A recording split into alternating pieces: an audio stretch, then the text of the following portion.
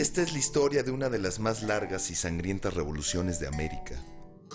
La época armada de la Revolución Mexicana duró desde 1910 hasta 1920 y cobró cerca de 1 millón de muertos y exiliados al pueblo mexicano. Hombres, mujeres, niños, campesinos, obreros, militares, burgueses, hacendados, políticos, todos por igual lucharon en contra y a favor de un poder central para crear el país que hoy conocemos.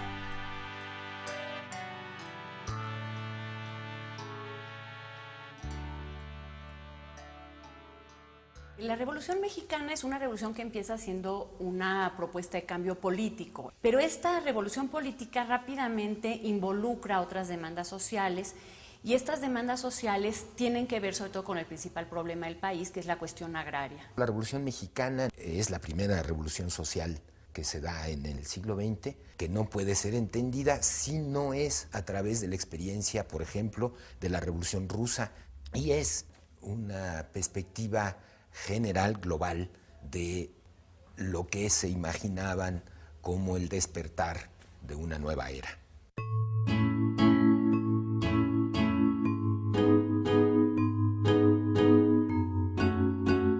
Quizás algunas de las razones de la revolución haya que buscarlas en el gobierno de Porfirio Díaz. Este general del ejército mexicano fue candidato a la presidencia 2 veces, en 1867 y 1871. Derrotado en ambas ocasiones por Benito Juárez, tomó el camino de las armas, fracasando su primer intento en 1871. Finalmente, en 1876, logró hacerse con el poder. De esta forma, dio inicio a un nuevo periodo en la historia de México, que duraría más de 30 años y que se llamó el Porfiriato. La dictadura de Porfirio Díaz había sido un fenómeno degenerativo en el que cada vez más y más se consolidaba no solo un poder unipersonal, piramidal, sino además una serie de situaciones de superexplotación y abuso vinculadas a esta estructura del poder. Porfirio Díaz gobernó el país ayudado de un grupo de políticos a los cuales el pueblo denominó científicos, por apoyarse en métodos racionales para la administración del gobierno. Estos científicos poseían un espíritu opuesto al de los militares, que habían ayudado a Díaz a obtener su poder. Porfirio Díaz se da cuenta de que para modernizar al país, para insertarlo con éxito en la economía mundial, se necesitaba otro tipo de personas, y estos son personas ilustradas. Fueron un grupo civil de políticos y de lo que ahora se llamaría tecnócratas, que lograron dar un paso hacia una modernización, si bien muy inequitativa e injusta socialmente, muy eficaz económica y políticamente. En 1884, Porfirio Díaz hizo modificar la Constitución para poder reelegirse y así perpetuarse en el poder. Desde ese momento, Porfirio Díaz fue reelecto 7 veces, todas ellas con fraude electoral, un sistema que se volvió cotidiano para el pueblo mexicano. El porfiriato se impuso para eliminar y controlar cualquier tipo de disidencia política que pudiera surgir en el país. Porfirio Díaz había concentrado en muy pocas manos y en unos cuantos favoritos todo el poder económico y todo el poder político. Y él pudo sostenerse en el poder a través de las negociaciones con distintos grupos y todos ellos reconocían a Porfirio Díaz como su dirigente. Durante esos 30 años de gobierno, Porfirio Díaz logró posicionar a México entre uno de los países con mayor tasa de crecimiento con la ayuda de sus científicos. La población aumentó de 9 millones a más de 15 millones. Las exportaciones aumentaron 6 veces su valor y el gobierno porfirista logró cancelar la deuda que México mantenía con Estados Unidos. Porfirio Díaz, en sus 32 años de gobierno, promovió el desarrollo económico, creó un mercado interno, pero esto no se tradujo, no se desdobló en un bienestar para el resto de la población. Entonces, lo que tenías era un pequeño grupo de privilegiados muy rico y un gran país muy pobre.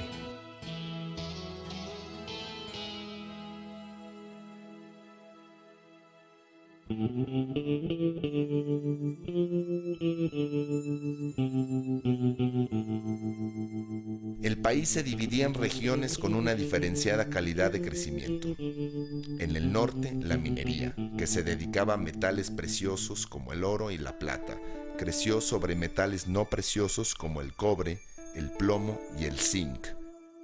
En el centro-sur, las industrias agrícolas y textiles crecían en gran medida.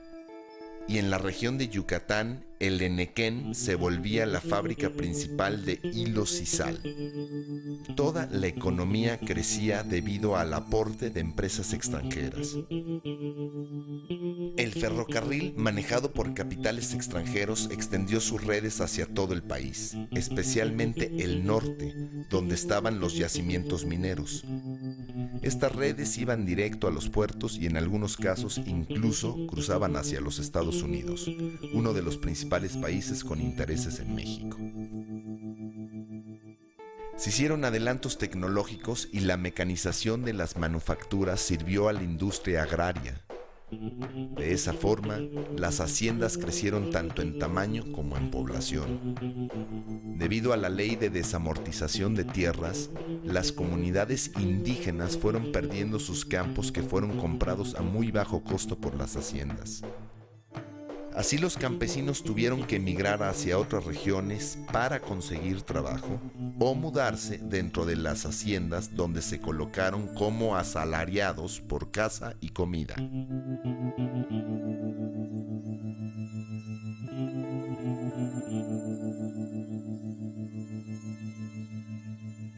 Las haciendas construyeron una manera de relación con los campesinos en las que los tenían amarrados a la tierra. Las tiendas de las haciendas les vendían a precio fijo y a crédito, de tal manera que forzaban una estructura de autoconsumo.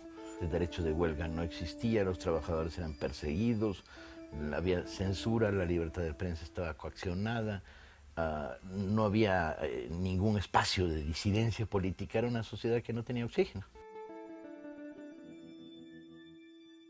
Había mucho descontento y entonces se utilizó mucho a un cuerpo armado que eran los rurales. Era una policía específica para el campo. Y cada vez que un hacendado se quejaba de que había un campesino rebelde o algo, llegaban los rurales, lo levantaban y se lo llevaban como soldado.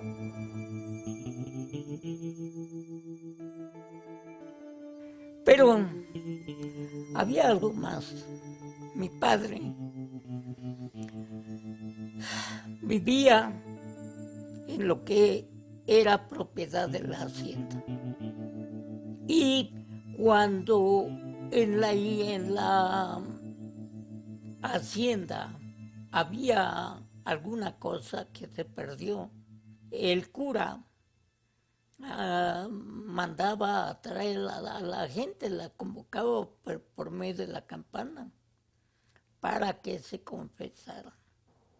Pero si el robo era fuerte, el resultado era que a deshoras de la noche la policía se metía a la casa del supuesto delincuente, lo colgaban, lo dejaban muerto colgado en algún árbol a la orilla del camino. ¿Para qué? Para escarmiento, para que los demás no hicieran robos. Era la forma de dominio de la mente, para que el pueblo siempre estuviera temeroso.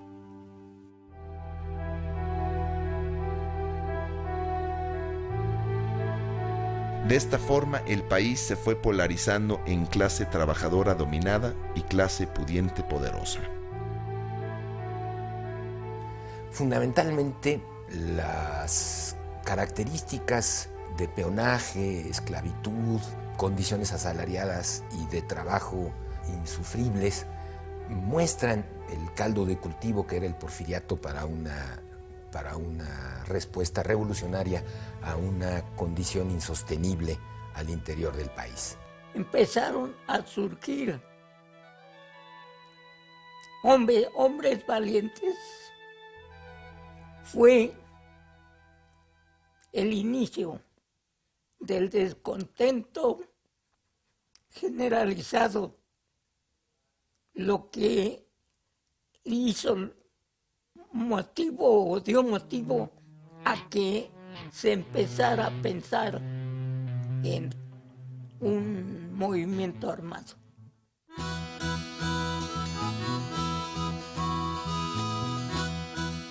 El gobierno de Porfirio Díaz se vanagloriaba de mantener a México unido y en paz.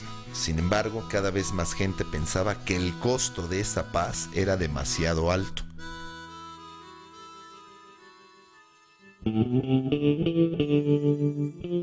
Los primeros en pasar de la crítica a la acción fueron los hermanos Flores Magón, políticos y periodistas originarios de Oaxaca. El inicio del siglo XX ve cómo este país va generando una disidencia cada vez más virulenta, en el origen acaudillada por los hermanos Flores Magón y una propuesta revolucionaria con gran contenido social que tiene base urbana, pero que es derrotada. Son las primeras expresiones armadas de un intento revolucionario que es considerado en ese sentido precursor. Pero al vivir en el exilio, este grupo tiene un impacto político, militar incluso menor en México. Además, con la radicalización que tuvo el grupo de Flores Magón, pues perdió muchos adeptos, muchos aliados que estaban buscando una salida más moderada en México, una salida básicamente electoral. En 1908, el presidente Díaz fue entrevistado por James Creelman, un prestigioso periodista estadounidense del Pearson's Magazine. En esta entrevista, Díaz reconocía que el pueblo ya estaba listo para elegir sus propios gobernantes y que él se retiraría al finalizar su mandato. Esto renovó las esperanzas de todos aquellos que anhelaban con fervor un cambio. Tanto los campesinos como la élite norteña veían con malos ojos el gobierno del dictador, un gobierno centralizado que imponía a sus gobernantes en los estados del país y que no permitía el ascenso político de ninguna clase. Los miembros disidentes de la clase alta y de la clase media intentaron limitar la influencia que ejercían los científicos sobre Díaz y propusieron a Bernardo Reyes para la vicepresidencia en 1910. Bernardo Reyes fue el militar más importante dentro del aparato de gobierno porfirista. Sin embargo, cuando Porfirio Díaz elige como su vicepresidente, y esto es como su heredero, a un miembro del grupo científico, los reyistas primero se enojan, se desilusionan y convierten su postura en una lucha, digamos, de oposición dentro del régimen. Conforme avanzó el tiempo, se fueron radicalizando y para 1908, 1909 representan la principal oposición al gobierno de Porfirio Díaz. Pero algo más importante, pasa de ser su principal hombre militar, el jefe nato del ejército porfirista, para convertirse en un muy importante opositor electoral. Porfirio Díaz, viendo el gran apoyo que Reyes poseía en la clase media, se negó a aceptarlo como postulante y lo envió en misión militar a Europa, un exilio disfrazado que Reyes podía aceptar o desobedecer. Bernardo Reyes aceptó una comisión que le impuso Porfirio Díaz para ir a estudiar a Europa asuntos militares. Era una reacción obvia por parte de Porfirio Díaz porque temía equivocadamente que Reyes era su principal enemigo, la mayor amenaza.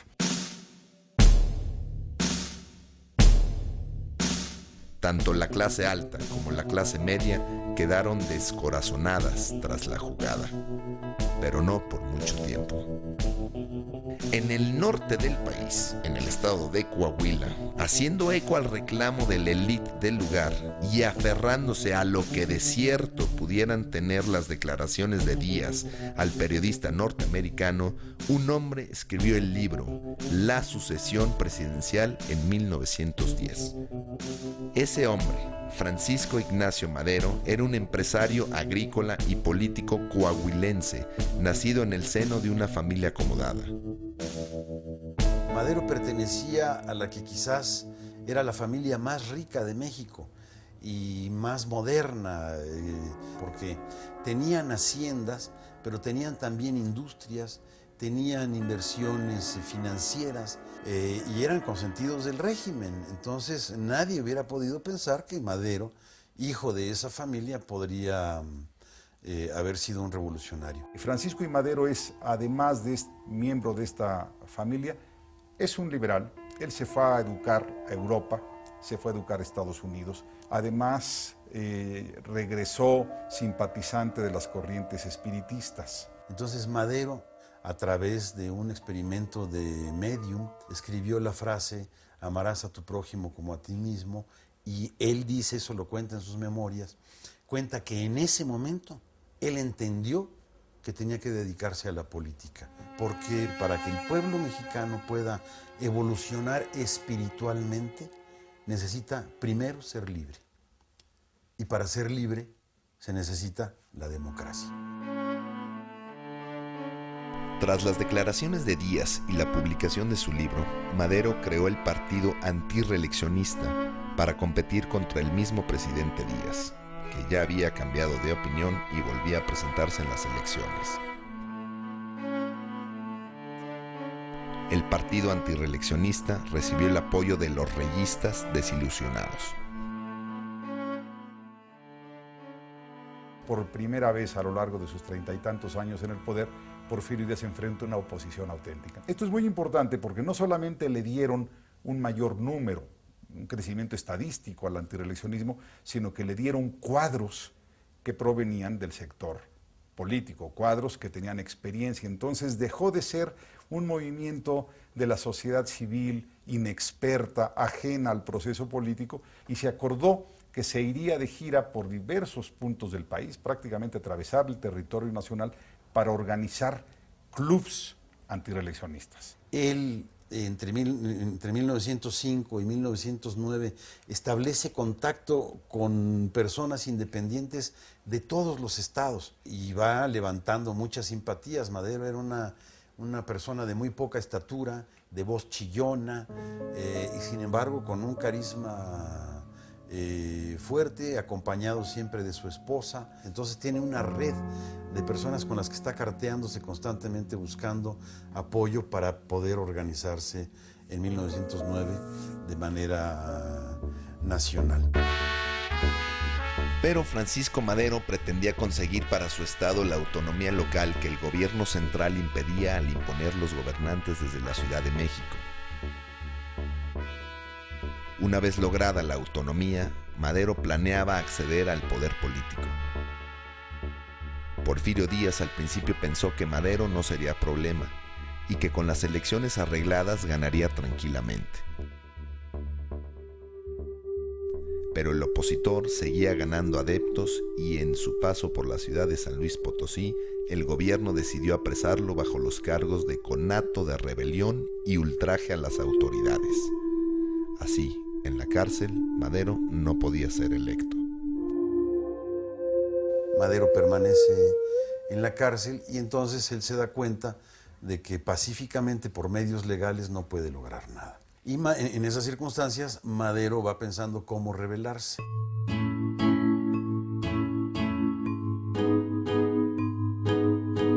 Las elecciones se llevaron a cabo el 21 de junio de 1910 y Porfirio Díaz se erigió presidente nuevamente mediante el fraude.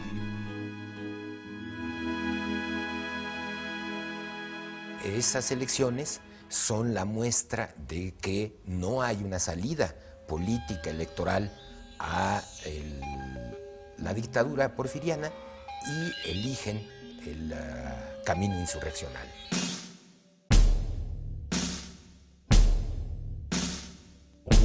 Madero logró escapar de la prisión y cruzó la frontera para refugiarse en la ciudad de San Antonio, Texas, en los Estados Unidos. Ahí, en el exilio, se juntó con varios líderes de los clubes antirreeleccionistas que fueron a su encuentro en Texas. Desde su escondite, Madero dio forma al Plan de San Luis Potosí. El Plan de San Luis Potosí es quizás el único plan revolucionario en el mundo que cita para un día preciso y a una hora exacta a la revolución. Entonces decía que la revolución empezaría el domingo 20 de noviembre a las 6 de la tarde. Y aquellos puntos que estuvieran alejados de las vías de comunicación lo harían desde un día antes.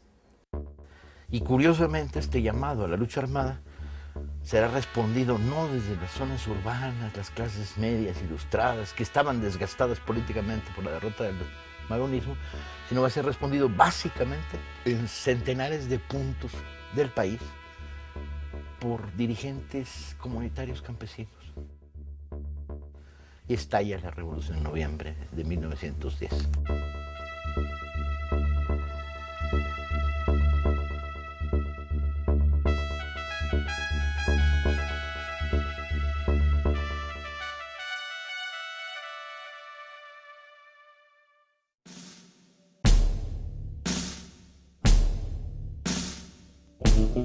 Desde la entrevista que Porfirio Díaz otorgara a Creelman, los ánimos del país habían ido cambiando.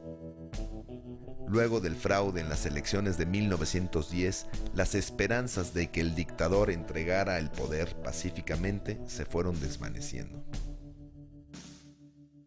Desde los Estados Unidos, Francisco Madero hizo enviar copias del Plan de San Luis a todos los clubes políticos antirreeleccionistas para que juntos consiguieran la victoria.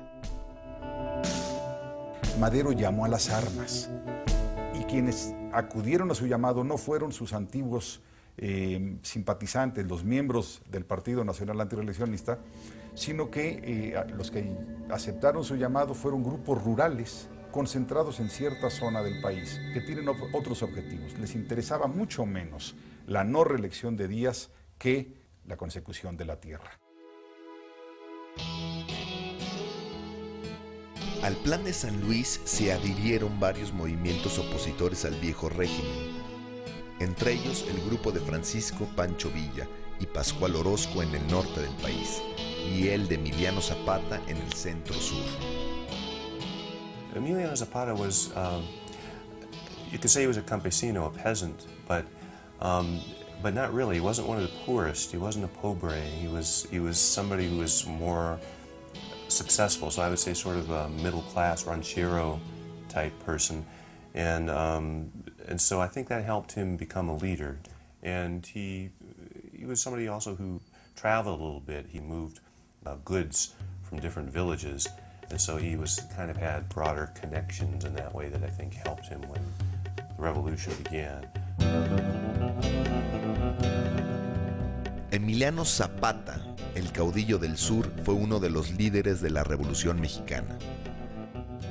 Nació en San Miguel Anenecuilco, distrito de Ayala, en el estado de Morelos.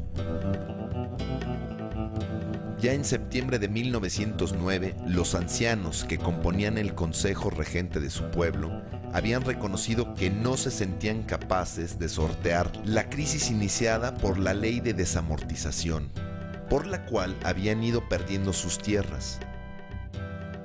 Entregaron el poder a Zapata, quien fue electo presidente de la Junta de Defensa de las Tierras.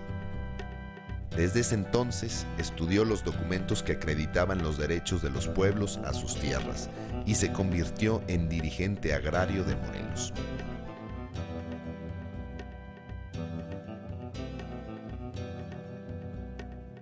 El zapatismo, estamos hablando de pueblos ancestrales, arraigados a la tierra, y que precisamente su movimiento armado es por la defensa de estas tierras que les fueron usurpadas. Zapata lo que quería es que los pueblos vivieran en paz. Como dice John Womack, Zapata hizo una revolución para que las cosas quedaran igual, para que no se transformaran. Por otra parte, en el norte del país, en el estado de Chihuahua, otra insurrección estaba creciendo bajo el mando de Pascual Orozco y del caudillo carismático Francisco Villa.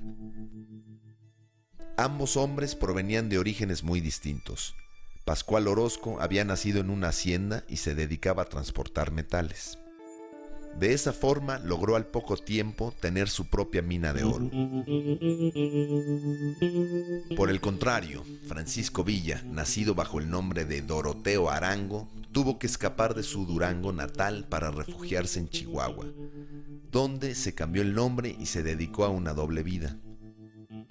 Por un lado, trabajando como arriero y empleado de compañías extranjeras, y por otro, dedicándose al hurto de ganado, práctica que a los ojos de muchos no constituía un delito, ya que las tierras en las cuales el ganado pastaba había sido arrebatado a los campesinos. Villa es un hombre apenas ilustrado, mal escribe, montaba a caballo dejándose caer sobre un lado primero y después sobre el otro, y era capaz de estar horas y horas y horas cabalgando con este método. Era abstemio contra lo que se puede pensar y destruía las cantinas cuando entraba una población. Le gustaban las malteadas de fresa y iba y se las tomaba en El Paso, Texas, en la Elite Confectionery. ¿Se lo imaginan? Personaje alto. Lo pensamos en blanco y negro y pensamos que era moreno. No, era lo que llaman en México un güero de rancho, de pelo color castaño, rizado. Y entraba ahí con sus cananas y decía, 2 malteadas de fresa. Personaje singular. The Villistas are a little bit more diverse of a social movement, and that flavors what Pancho Villa stands for. Whereas Zapata, it's much more like a class movement with a very clear goal, which is land and liberty, summarizes it pretty well. Pancho Villa never really writes down what he wants nearly as clearly, and so historians argue, to what degree did he really want to do land reform? To what degree did he really care about various aspects of social reform? The similarities are that they both have a kind of small town or village, lower class connection. So they're both popular leaders, and in the big history of the revolution, they're the two that are become the most mythified in a way.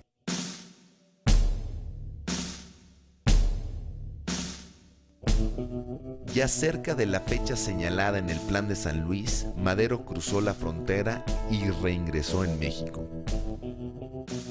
El 20 de noviembre se dieron varios estallidos en diferentes estados del país como Chihuahua, Coahuila, Veracruz, Morelos y Guerrero. Esta fue la chispa que desató la Revolución Mexicana.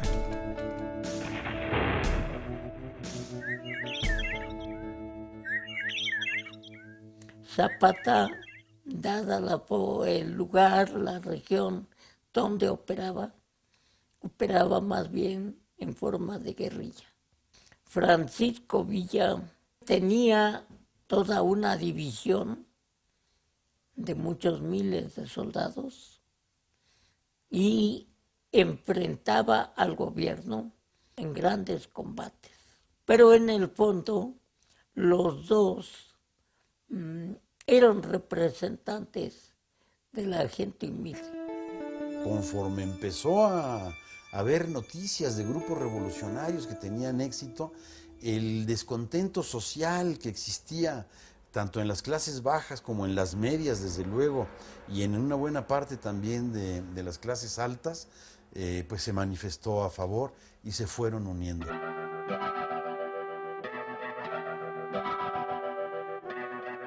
Al Plan de San Luis los zapatistas se adhieren porque está la oferta de devolverle las tierras a los pueblos que hubieran sido usurpadas por los hacendados. La recuperación de las tierras de la que habla Madero, ellos la entienden como una reivindicación ancestral, nacido con la conquista, una asignatura pendiente que tenía 4 siglos y que era la reivindicación de los pueblos campesinos,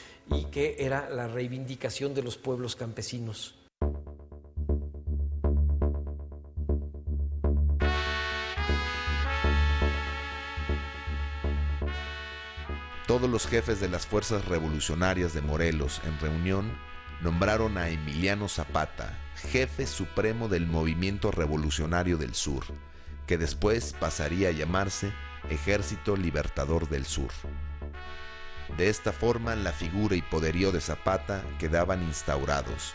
Era el jefe de una de las zonas de guerra más estratégicas, dada su proximidad con la Ciudad de México, centro del poder político y por tener acceso a los caminos de entrada y salida al Distrito Federal.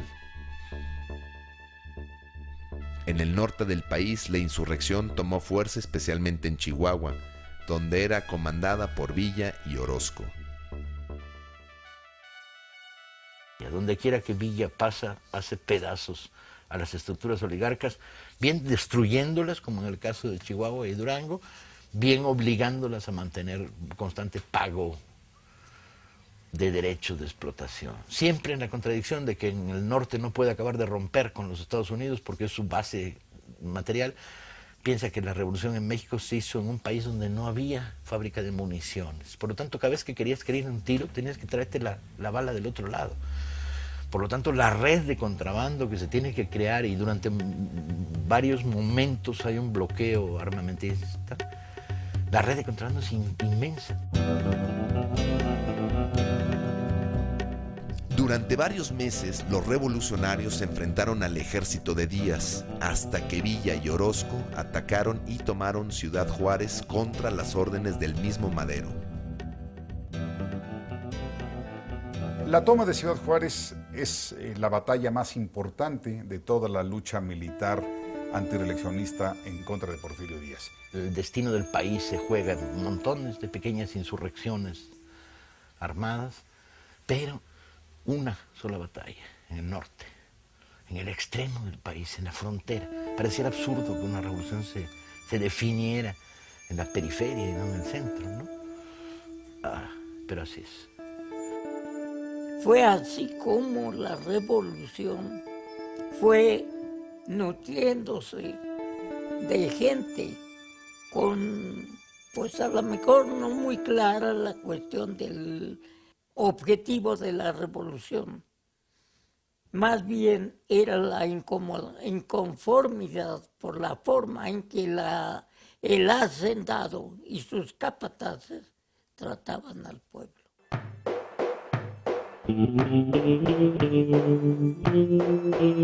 Luego de la toma de Ciudad Juárez, en poco tiempo, los opositores al régimen dictatorial conquistaron las zonas del norte del país, Chihuahua y Baja California, y la zona costera de Veracruz.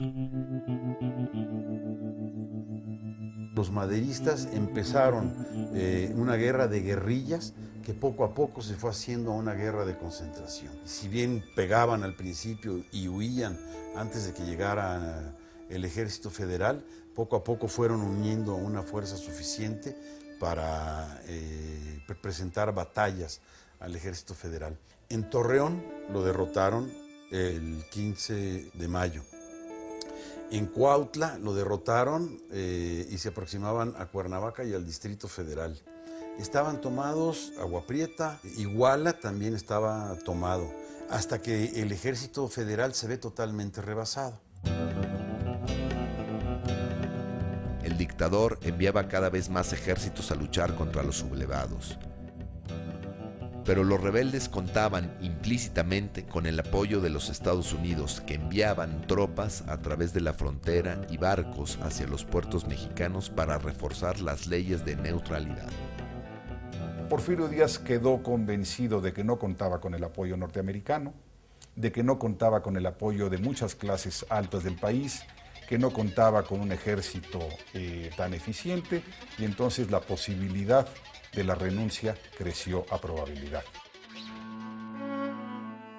El 21 de mayo de 1911, en Ciudad Juárez, los maderistas llegaron a un acuerdo con los representantes de Díaz que viajaron para acabar con el conflicto.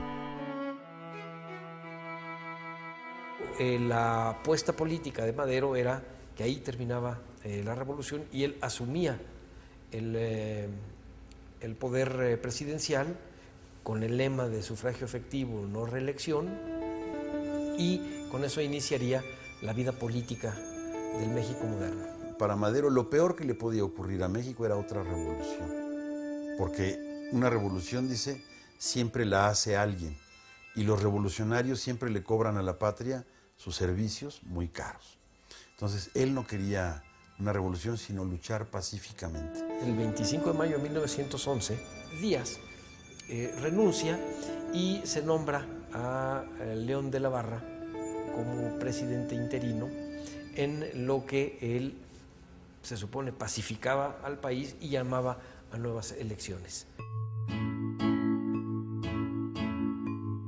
Después de la firma del pacto y ante nuevos disturbios acaecidos en la Ciudad de México, Porfirio Díaz se embarcó hacia París, donde moriría 4 años después.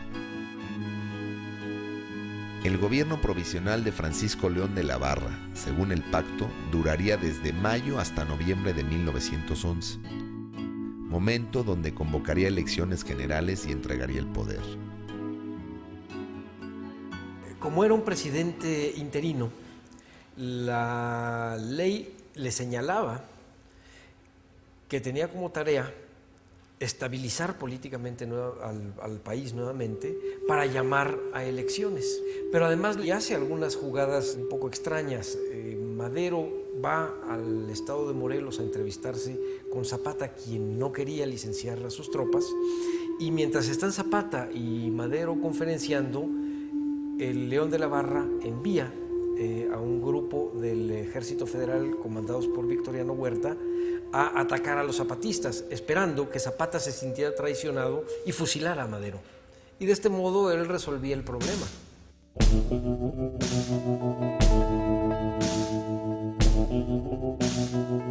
El Ejército Federal, al mando de Victoriano Huerta, formó un cerco sobre Villa de Ayala, donde estaban los rebeldes. Ahí esperaron emboscados a que Zapata se rindiera y depusiera las armas como pedía Madero. El combate tuvo inicio a las 3 de la tarde y continuó hasta el anochecer, cuando Zapata pudo salir en retirada. De la Barra pues representaba al viejo régimen, logró que Zapata desconfiara de Madero, pero también hay que reconocer que actuó institucionalmente, organizó las elecciones en las que Madero arrasó y reconoció el triunfo de Madero y se sometió, digamos, a la legalidad y a la institucionalidad.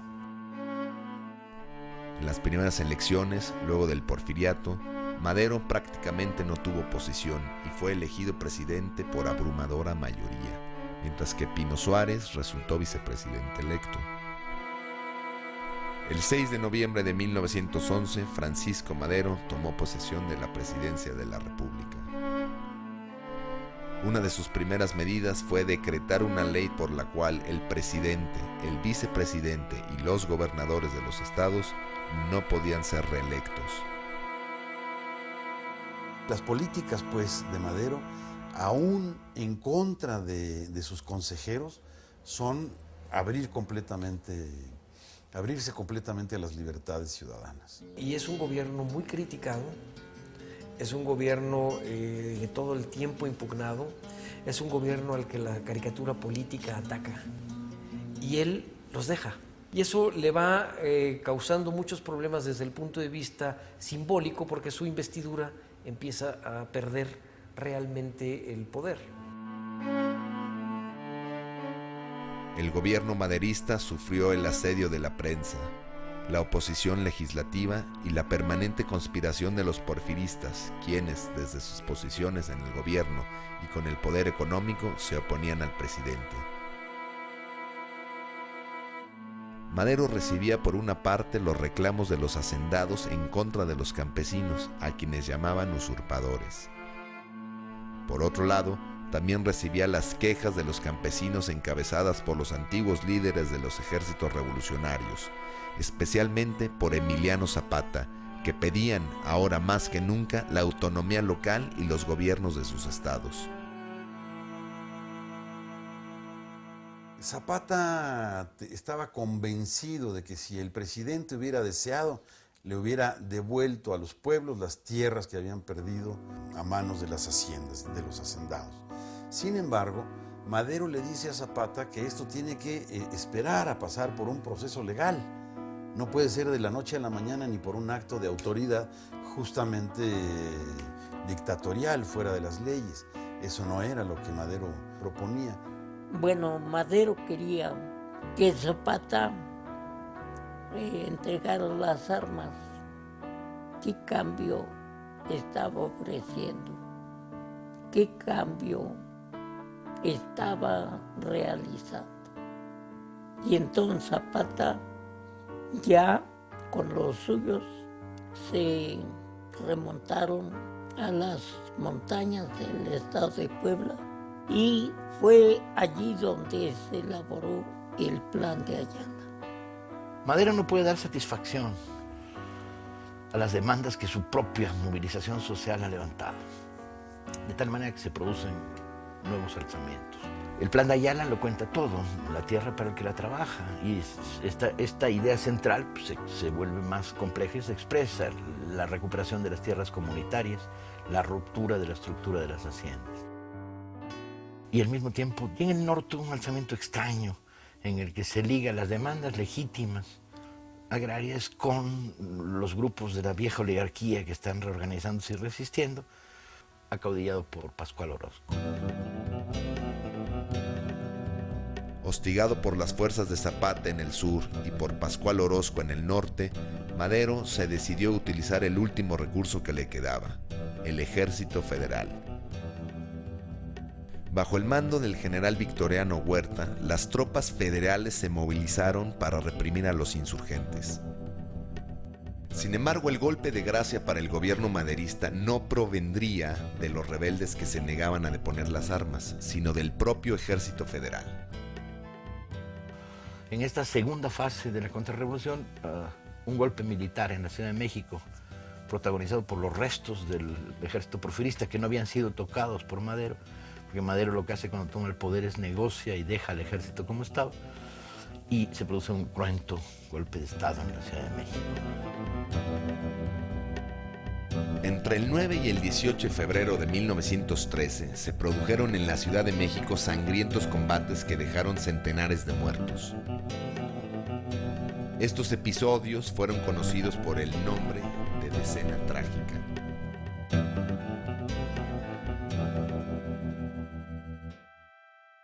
Las fuerzas que apoyan la rebelión de Bernardo Reyes toman la Ciudadela, que era un lugar donde había instalaciones militares en el centro de la Ciudad de México, en la que se conoció como la Decena Trágica.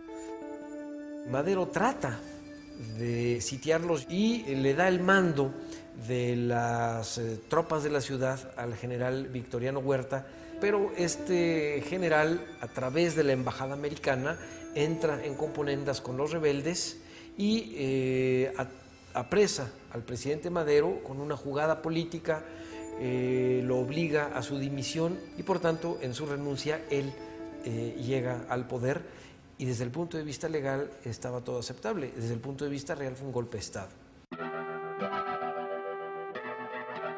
El presidente Madero y el vicepresidente Pino Suárez se encontraban detenidos esperando que Huerta decidiera qué hacer con ellos. En la noche del 22 de febrero de 1913, las tropas del ejército iniciaron el traslado de los prisioneros hacia la cárcel del Distrito Federal. En el camino, los mismos militares simularon un ataque y aprovecharon la ocasión para acribillar a Madero y a Suárez.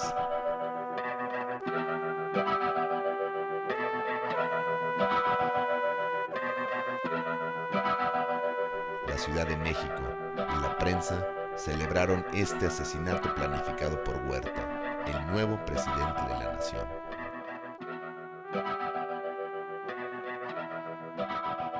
A partir de esto surge una nueva experiencia revolucionaria, que es, se construye la dictadura de Huerta en la Ciudad de México y el viejo maderismo evolucionando, va construyéndose todo esto entre Huerta. Ahora sí, la sangre corre de manera terrible.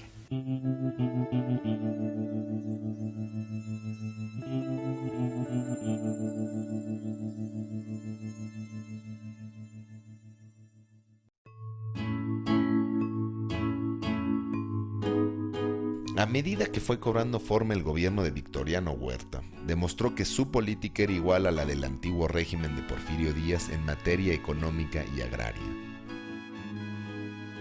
Victoriano Huerta pidió empréstitos en el exterior, pero en vez de usarlos para ayudar a la economía del país que venía en picada desde el inicio de la revolución, grandes partes de estos capitales fueron destinados al ejército para aumentar su poderío y así poder hacer frente a las rebeliones que se avecinaban. Aquí es donde se dan las concentraciones y las organizaciones que van a ser paradigmáticas, las imágenes de la Revolución Mexicana, de grandes convoyes de ferrocarril, en donde en el techo van los revolucionarios acompañados de sus mujeres, las Adelitas, como se les conocía, son de esta etapa.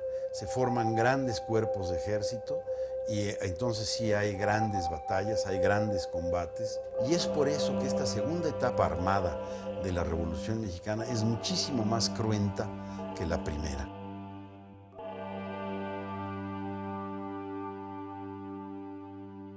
Ahí es donde ya surgen militarmente las figuras que sean claves en el proceso revolucionario. Un oscuro gobernador en Coahuila, Venustiano Carranza, que es uno de los pocos gobernadores que mantienen la legalidad maderista. Villa en Chihuahua, que se vuelve la fuerza hegemónica, reuniendo decenas de guerrillas. Álvaro Obregón y la pequeña burguesía sonorense, con un amplio frente de clases. Y estas fuerzas empiezan militarmente a avanzar contra el viejo ejército, ahora sí, de la dictadura, en la fase más cruenta de la revolución. Conforme avanzaban estos ejércitos al centro del país, iban expulsando a los políticos huertistas de esos estados, iban también haciendo huir a las élites regionales y estableciendo nuevos pactos con clases medias, con sectores populares. Entonces realmente es una lucha, por un lado, contra el ejército huertista, pero también es una lucha contra élites locales y contra un aparato político regional en todos estos ámbitos. Victoriano Huerta tuvo que hacer frente a importantes problemas militares, como la oposición zapatista en el sur y las milicias de Francisco Villa en Chihuahua. En el noreste del país, por su parte, cobraba cada vez más importancia entre los revolucionarios la figura del gobernador de Coahuila, Venustiano Carranza. Venustiano Carranza fue miembro de la élite política local de Coahuila. Fue uno de estos muchos reyistas que se desilusionó de Porfirio Díaz, que terminó enfrentado a él. Y esto le da una característica a la Revolución Mexicana muy importante. No pensemos que la Revolución Mexicana fue una lucha estrictamente popular, únicamente con bases campesinas. No, se tiene que entender que la Revolución Mexicana tuvo desde sus inicios, pensemos en Madero y ahora en Venustiano Carranza, líderes de clase alta o de clase media, con vinculaciones con las élites económicas o con las élites políticas.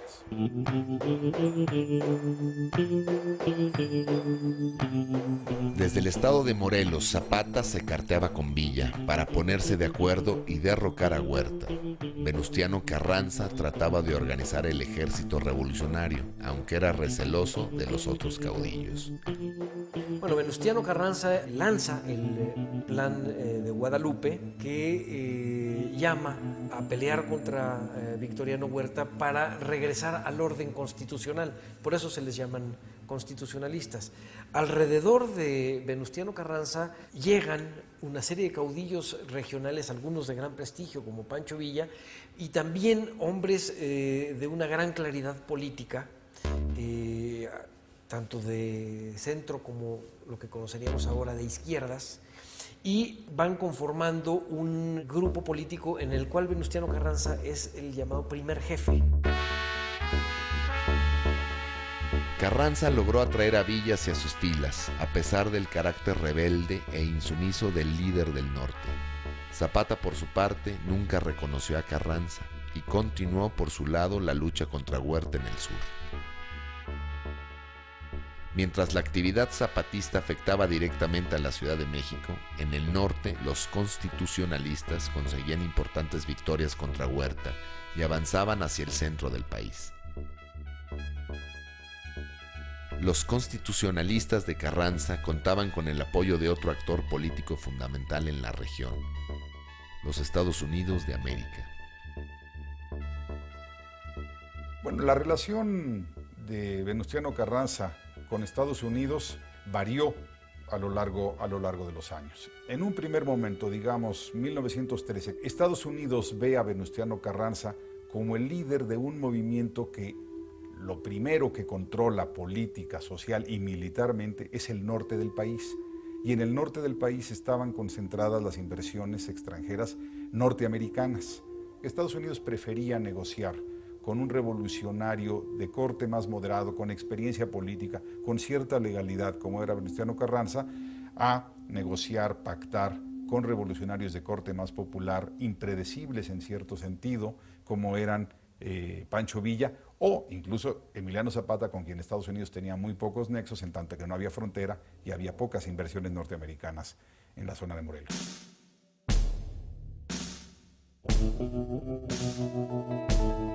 Con el pretexto de un incidente armado entre fuerzas huertistas y otras norteamericanas que vigilaban la zona petrolera de Tampico, el presidente de los Estados Unidos, Woodrow Wilson, ordenó la ocupación del puerto de Veracruz, que se consumó el 21 de abril de 1914, cuando una numerosa flota estadounidense atacó y ocupó esa ciudad portuaria. Las tropas federales huyeron 10 minutos después de que comenzara el bombardeo. La invasión de los Estados Unidos a Veracruz se da en abril de 1914 y tiene varios objetivos. Primero, Estados Unidos estaba perfectamente informado que había crecientes diferencias entre Venustiano Carranza y Francisco Villa. El riesgo que veía Estados Unidos es que el enfrentamiento entre Villa y Carranza creciera de tal manera que o empezara la guerra entre ellos, o que simplemente Villa decidiera ya no participar en la revolución en contra de Huerta. Cualquiera de las dos posibilidades iba a dar como resultado que Huerta permaneciera por un tiempo más largo al frente del poder. Un segundo elemento es que Estados Unidos estaba también perfectamente informado que venían armas desde Europa para el gobierno huertista. Entonces decide impedir la llegada de estas armas a Victoriano Huerta para luego decir: yo también colaboré en la derrota del huertismo, yo también colaboré en la instalación del nuevo gobierno y por lo tanto tengo derecho a exigir ciertas concesiones. Está pensando en sus inversiones y en la futura política petrolera.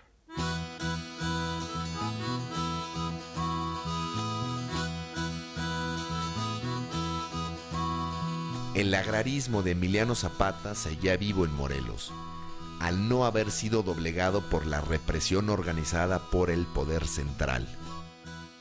Al mismo tiempo, Pancho Villa y su división del norte incrementaban sus acciones armadas.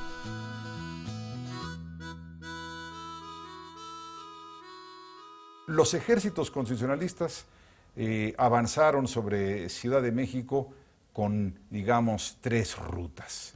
Una venía del noroeste, de Sonora, Sinaloa, siguió descendiendo por la costa del Pacífico, para luego en Jalisco más o menos torcerse y ya lanzarse sobre el centro del país. Otro ejército muy importante, el ejército constitucionalista del noreste, pues avanzó por esa zona, Nuevo León, Tamaulipas, entró al centro del país vía San Luis Potosí, y había una tercera fuerza muy importante, que digamos iba a descender por el centro, Chihuahua, Durango, Coahuila, Zacatecas, y de ahí enfilar hacia Ciudad de México. Este último grupo estaba encabezado por Francisco Villa. Lo que no quería Venustiano Carranza es que Ciudad de México fuera tomada por un ejército que formalmente era parte del constitucionalismo, pero que tenía un liderazgo y un contingente mucho más popular, que era el villista. La toma de Zacatecas fue lo que ocasionó el principio del rompimiento entre el señor Carranza y el general Villa. Los generales del señor Carranza fracasaron algunas veces en tomarla. Cuando Villa sugirió, como jefe de la División del Norte, ir a tomar Zacatecas, el señor Carranza le obstaculizó todos los medios posibles por no compartir la gloria, vamos a decir, de aquello. Sin embargo, Villa se las ideó para poder abastecer sus trenes de carbón, armas y todo lo que sucedía, y tomó Zacatecas. Yo creo que ha sido de las más significativas tomas, porque ahí le rompió lo que le dicen el espinazo del Ejército Federal. A pesar de las disidencias y desconfianzas que existían entre los diferentes líderes revolucionarios, las acciones convergentes de los ejércitos de Carranza y Villa en el norte y de las guerrillas zapatistas en el sur terminaron por arrinconar al gobierno de Huerta, quien finalmente huyó el 14 de julio de 1914. Carranza avanzó sobre la Ciudad de México el 20 de agosto. Los constitucionalistas ocupaban la ciudad y abrían una nueva etapa en el proceso revolucionario.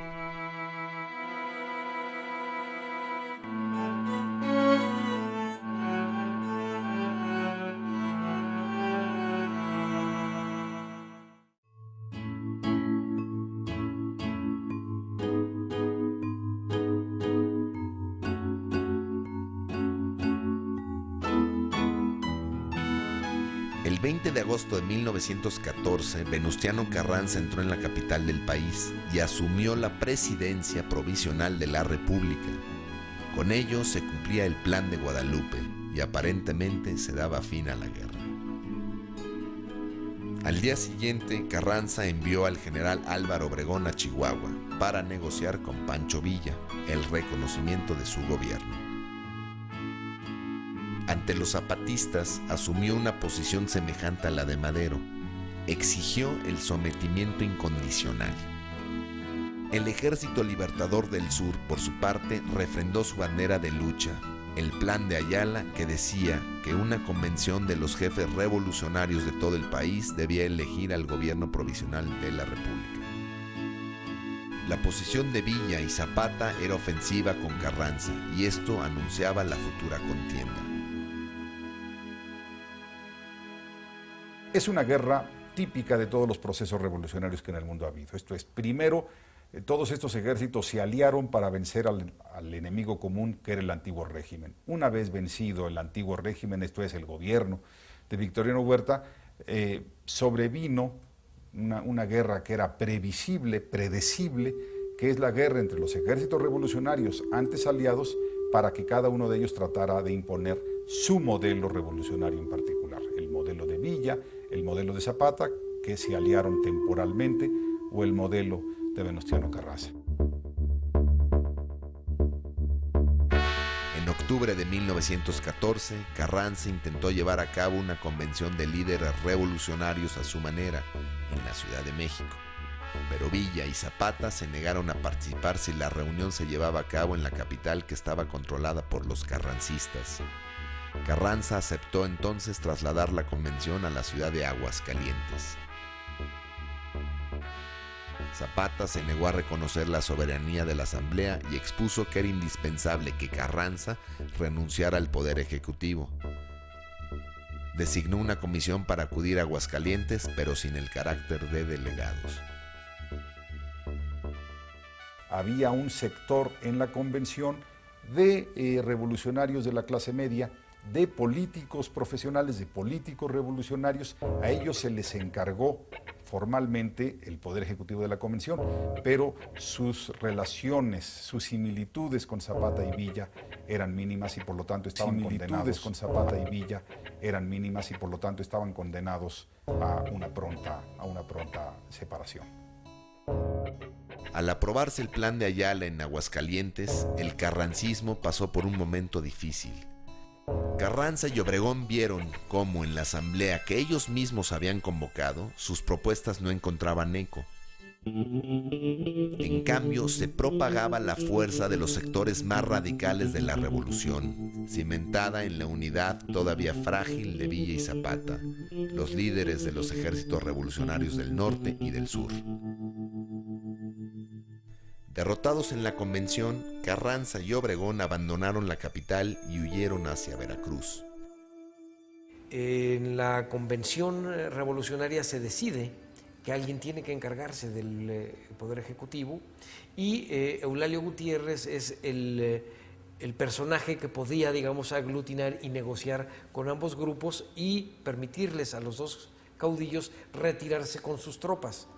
La realidad es que el poder político lo tenían ambos, Villa y Zapata, y Eulalio Gutiérrez tuvo un poder muy acotado que impidió hacer realmente un gobierno aceptado.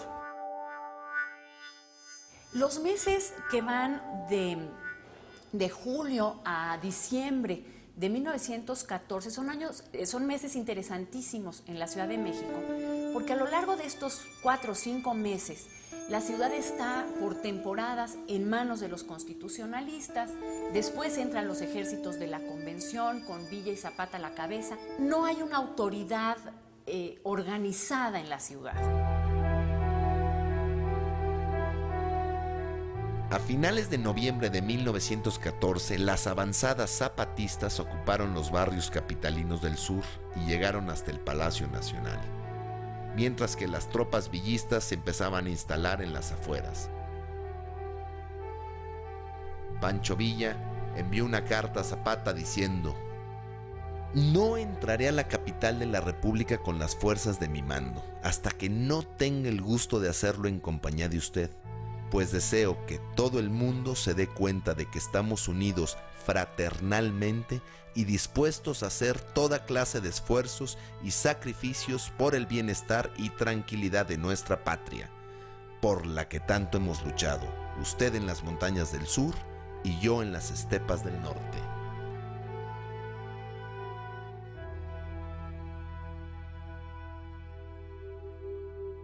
En la Ciudad de México, el nuevo presidente provisional, Eulalio Gutiérrez, asumía el poder, pero otra escena captaba la atención de la muchedumbre.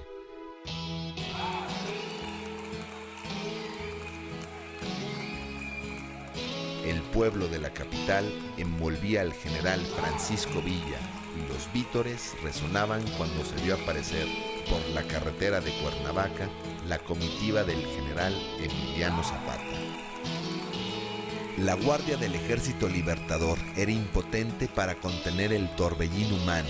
Todos querían estar cerca de los jefes rebeldes y estrechar sus manos. Los dos líderes se entrevistaron en el Palacio de Xochimilco.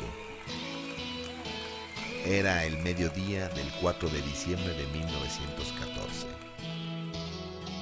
Las alianzas entre Zapata y Villa y sus pugnas con otros políticos clasemedieros de la Convención es fácilmente explicable.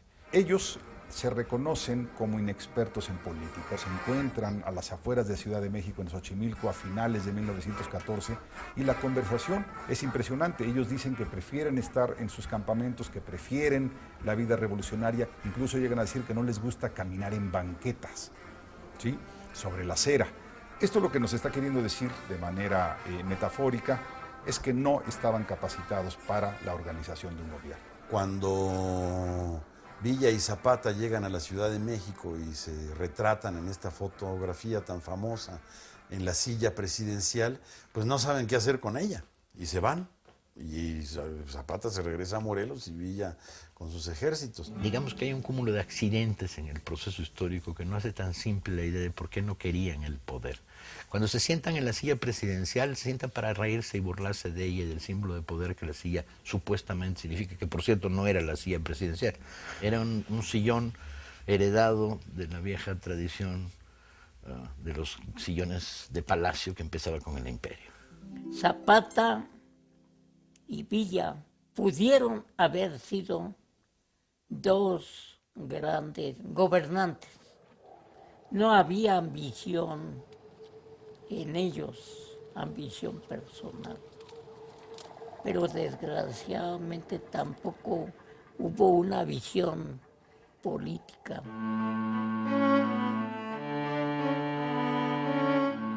A pesar de haber sido elegido con el apoyo de Villa, Eulalio Gutiérrez consumó una nueva traición y comenzó a conspirar a favor de Carranza y Obregón. Enterado Villa de esta situación, volvió a la capital y obligó al presidente Gutiérrez a huir a escasas semanas de haber asumido. A principios de 1915, parecía que Villa y Zapata habían ganado la partida.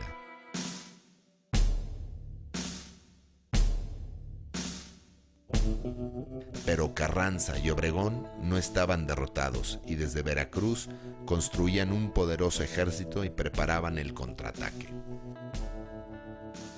Y se inicia la penúltima fase de la Revolución Mexicana, que es convencionistas contra constitucionalistas, Villa, Zapata contra Carranza, para simplificar.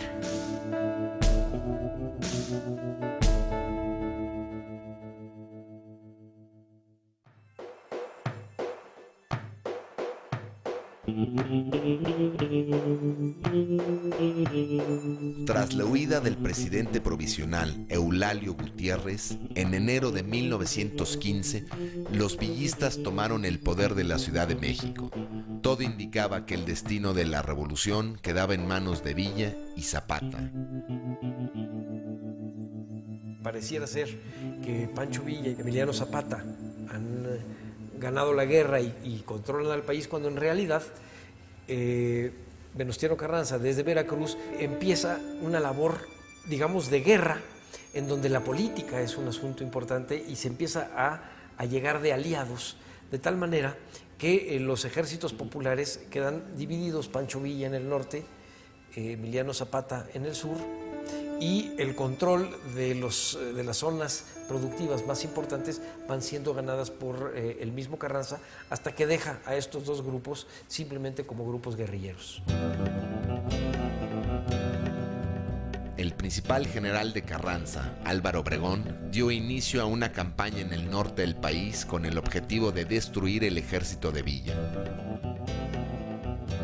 Las operaciones militares duraron meses y trajeron consecuencias nefastas sobre una población que ya sufría 5 años de guerra continua. As time goes by, they're just not producing. The sugar industry is pretty well torn apart, and so the level of production is going down steeply, and population is going down a little bit too, but not as fast. Hubo escasez de alimentos porque los soldados de Carranza llegaban a las poblaciones, quemaban las trojas de maíz o asesinaban a la gente.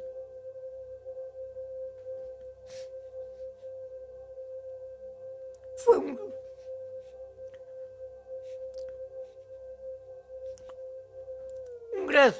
gran sufrimiento para el pueblo.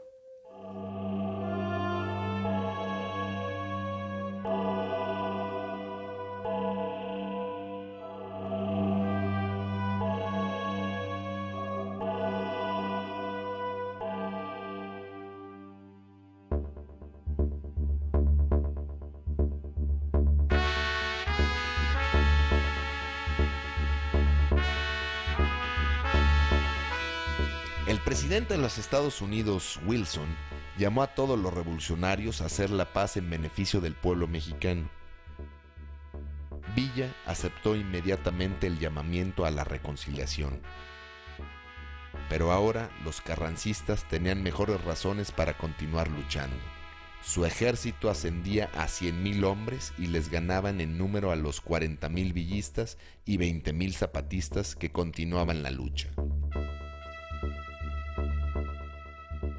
Entre abril y julio de 1915, los carrancistas derrotaron a los villistas en Celaya, Guanajuato, León y Aguascalientes. Aquí en Agua Prieta, Sonora, en la frontera de Douglas, Arizona, el gobierno americano deja transportar tropas federales para combatir al general Villa en Agua Prieta, y del lado americano ponen reflectores hacia el lado mexicano donde venían las avanzadas villistas, y fue una derrota total. De ahí hubo gran animosidad del general Villa porque lo estaban obstaculizando, o más bien estaban contra él. Los americanos cambiaron. Carranza, habiendo ganado poderío y con el gobierno de los Estados Unidos apoyándolo, invitó a los villistas y zapatistas a reunificarse bajo su autoridad. Ambos líderes se negaron a deponer las armas y la lucha continuó.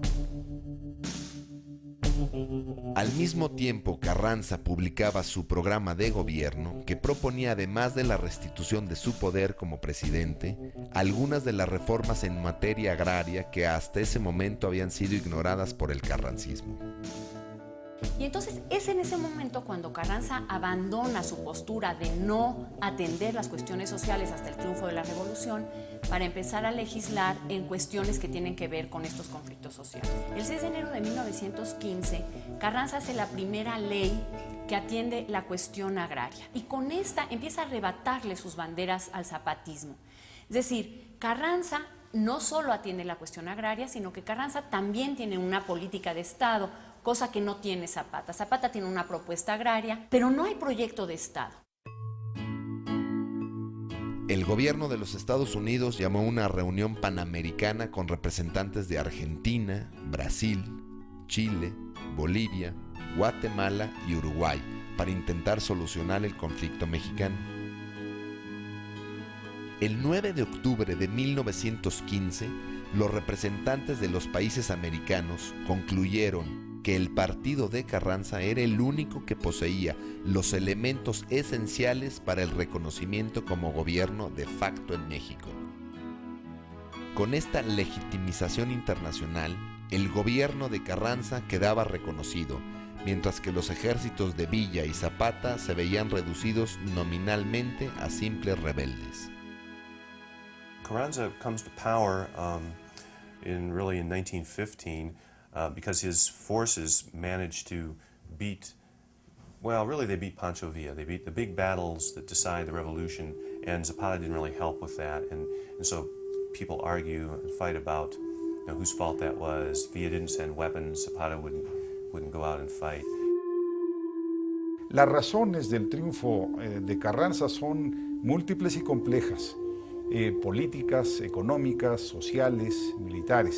Carranza calendarizó las actividades de su ejército. Primero dijo, vamos a vencer al villismo, que es el gran enemigo en términos militares, y dejemos para una segunda etapa a los zapatistas. Carranza contaba con por lo menos 2 o 3 ejércitos, Villa únicamente con su división del norte, que él la consideraba indivisible. Entonces, al obligarlo a enfrentar varios frentes, la eficiencia militar del ejército villista quedó hecha pedazos. So Carranza comes to power because Villa and Zapata don't cooperate so well, a little help from the U.S., and then having the best general, I think. The best military leader, it's not Carranza for sure, but it's his General Obregón, because he's just reading about strategy. He's a more educated man, and he applies the tactics of World War I. But also the thing that's important about Carranza's approach, and then even more about Obregón's approach, is that they're very good at building alliances, much better than Zapata and much better than Villa. Con el respaldo internacional y la preponderancia militar, Carranza tenía abierto el camino hacia la capital y hacia la presidencia. Villa, por su parte, se negaba a entregar las armas. Acusaba a Carranza de haber vendido a México a los Estados Unidos. Las fuerzas carrancistas siguieron combatiendo contra Villa, que disolvió su ejército y lo convirtió en guerrillas. Villa en su etapa guerrillera es mucho más radical. Villa en su etapa guerrillera es mucho más radical frente a los Estados Unidos, y dice cosas como hay que hacer una zanja de 500 metros que no pase uno solo, ¿no? Y cortarles el telégrafo para que ni siquiera puedan comunicarse con nosotros. Lo que provocará que Villa se vuelva el monstruo que los norteamericanos siempre necesitan para definir su política exterior. Entonces surgen los carteles de $50,000, Villa, Dead or Alive. Y todo este proceso se va construyendo en la propia historia de la Revolución Mexicana, la versión de los vencedores, la versión de los vencidos.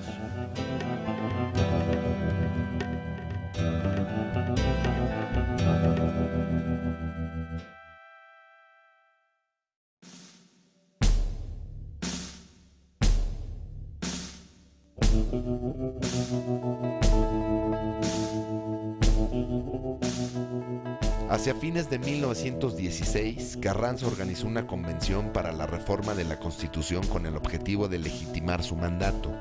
Los legisladores también buscaban terminar con las peleas de las diferentes facciones revolucionarias que, de no ser resueltas, continuarían cobrando las vidas de muchos de los grandes protagonistas de la Revolución Mexicana.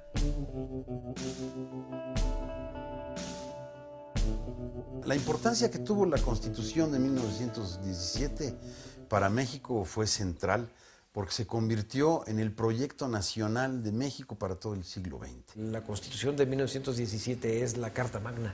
Fue discutida por distintos grupos afines a Carranza, pero que traducían los intereses de las distintas facciones revolucionarias. Ahí se consagró el derecho a la tierra, se consagró el derecho al trabajo y a las condiciones dignas de trabajo, se consagró el derecho a una educación laica y gratuita. Ese fue el proyecto, un Estado que al mismo tiempo que fuera democrático y con libertades individuales, fuera también justo socialmente.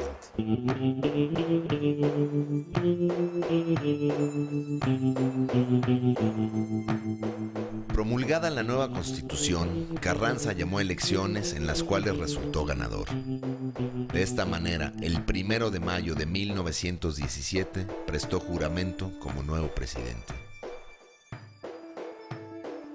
A pesar de que el artículo 27 de la nueva Constitución incorporaba los reclamos de las comunidades campesinas por las tierras, y a pesar de que el mismo Carranza se había comprometido a encarar el problema campesino, su gobierno no llevó adelante la reforma agraria que exigían Villa y Zapata.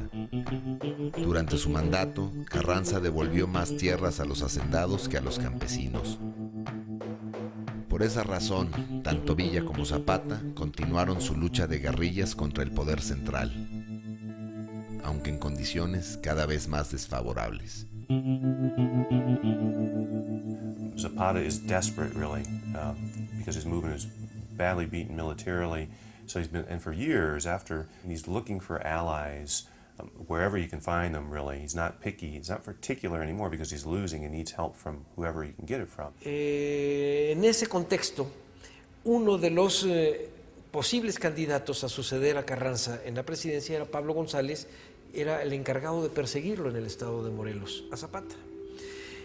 Y Pablo González tiene un subordinado que se llamaba Jesús Guajardo, que finge rebelarse a Carranza para irse al norte y traer armas y apoyar a Zapata. Entonces Zapata no sabe qué hacer, algunos de sus hombres le dicen que no crea nada, otros estando en un momento de debilidad, una fuerza, un aliado así le caería muy bien, y entonces decide ponerse de acuerdo con él y quedan de verse en la hacienda de Chinameca para acordar ya los últimos detalles de esta alianza. Y Zapata va confiado a la hacienda de Chinameca y cuando va llegando ahí, soldados apostados en muchísimos lados les disparan a él y a las personas que lo acompañaban y lo asesinan a traición.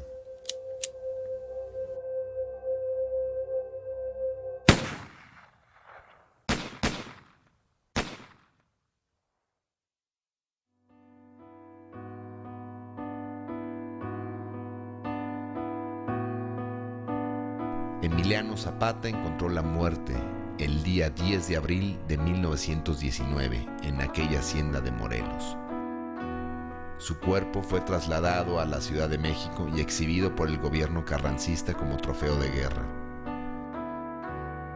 Mucha gente se negó a creer que Emiliano Zapata había muerto, y así nació el mito del caudillo del sur.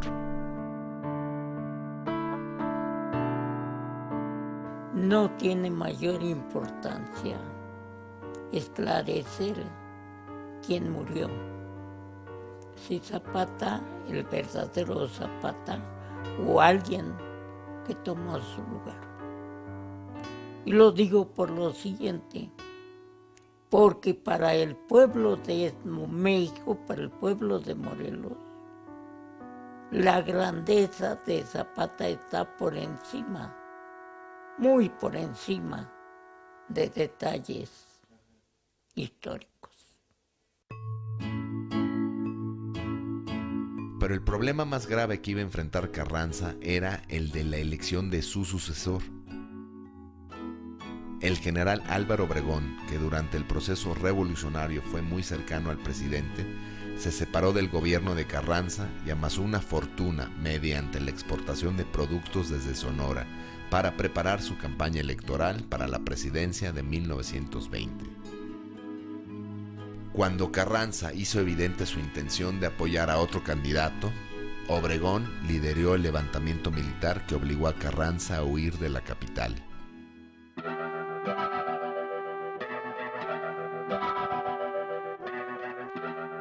El 21 de mayo de 1920, los insurrectos encontraron a Carranza en una localidad del estado de Puebla y ahí le dieron muerte.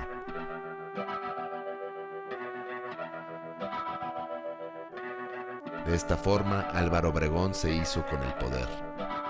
Uno de los apoyos cruciales que tuvo Obregón para llegar al gobierno fue el de los sobrevivientes del ejército zapatista. Los distintos grupos armados de los zapatistas empiezan a negociar con Álvaro Obregón, de tal manera que a la caída de Carranza, ellos apoyan a Obregón con Obregón a la Ciudad de México, y es el presidente Obregón quien acepta el discurso zapatista como parte del discurso de su gobierno revolucionario. Ya maneja que Emiliano Zapata es uno de los mártires de la revolución, es uno de los hombres más puros de la revolución. Álvaro Obregón fue presidente entre 1920 y 1924. Durante su gobierno realizó una purga y mandó asesinar por lo menos una docena de jefes revolucionarios, asegurándose así la pacificación del Estado.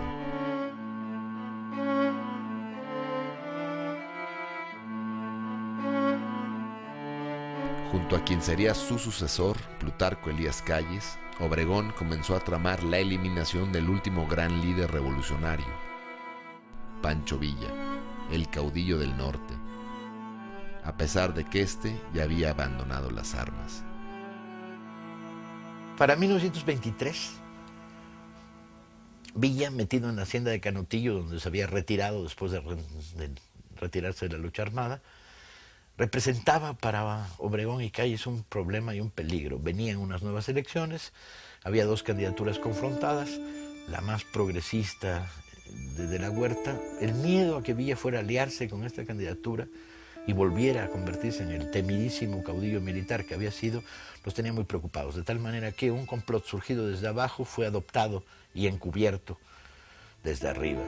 Quien vino a meterlo en un problema, vaya, fue la prensa, y le dice que si él favorece a algún partidario, creo que le gustaba el señor Adolfo de la Huerta, dice, me gusta Fito. Así le decía a Fito, creo que es buen muchacho. Y por ahí también comenta un error fatal, que no pensaran que Pancho Villa estaba muerto, que ya hasta había acabado, que todavía tenía él el poder de levantar 20,000 hombres en armas. Ahí fue la puntilla para planear su muerte, ¿verdad?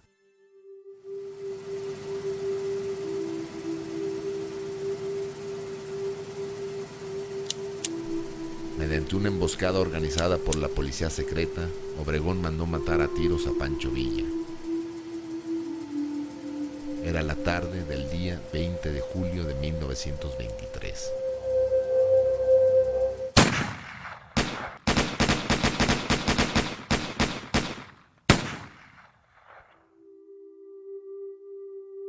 Cuando Villa salía de la ciudad de Parral, muy cercana a Canutillo, le metieron 150 tiros al coche en el que viajaba.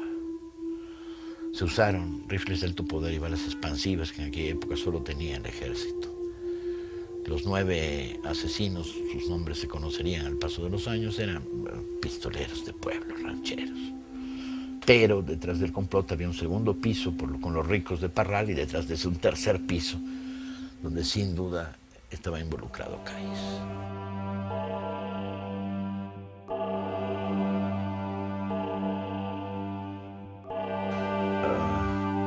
Con la desaparición física de los dos grandes caudillos, la revolución para 1923 está agotada. Todavía hay el intento en la rebelión de la Huertista de 23, un intento confuso en el que se mezclan fuerzas conservadoras y fuerzas muy reaccionarias, pero es derrotada y ahí se acabó. En el momento en que el proceso culmina, hay en este país, detrás de la Revolución Mexicana, 1 millón de muertos, una constitución más o menos progresista, pero también una victoria de las fuerzas, digamos, conservadoras dentro del arco revolucionario y una sensación de que la revolución no llegó hasta donde debe haber llegado y no cumplió con el programa que había colocado sobre la mesa.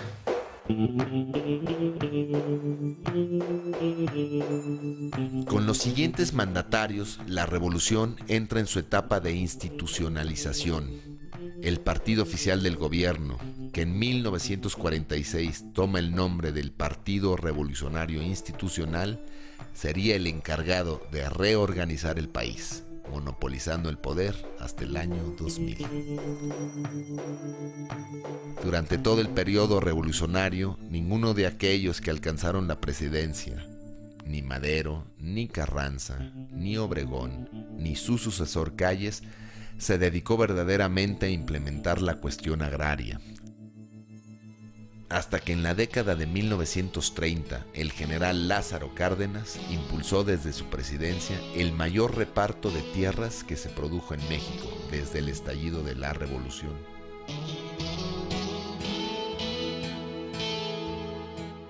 En los años subsiguientes a sus muertes, los antiguos caudillos revolucionarios como Emiliano Zapata,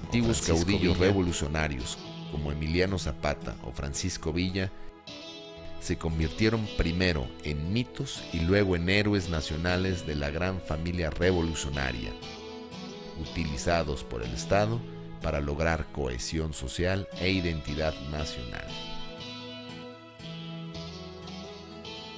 A finales de los 20 y principios de los 30, el cine mexicano, la novela mexicana, la literatura, empieza a crear una imagen del villismo un tanto idealizada, y entre la realidad del recuerdo, de la memoria del villismo y esta imagen que la literatura y la cinematografía le van creando, van construyendo el pedestal en el que se ubicó después Pancho Villa, al revés de Emiliano Zapata, que sí tiene una aceptación como un héroe puro desde muy, muy pronto. Se viene construyendo desde 1923 un mito popular de una regambre sorprendente y de una intensidad enorme.